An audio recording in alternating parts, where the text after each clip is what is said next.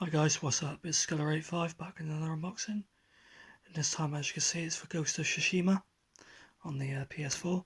So yeah, I picked this up today, day after release date. But yeah, picked this up. Really looking forward to playing this. The game so far, from the walkthroughs that I've seen, looks absolutely stunning, and it's got a pretty decent story. So yeah, obviously on the front you can see you've got Jin. I think it's called Jin Sakai. So yeah, there's him on the front. Side, and there's the back. The storm is coming. It says all that.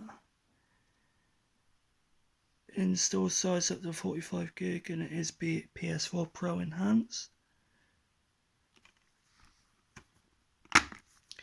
Inside we have an advert for Predator Hunting Grounds and the disc.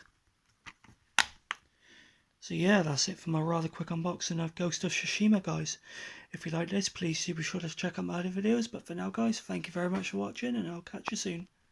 Cheers, bye bye.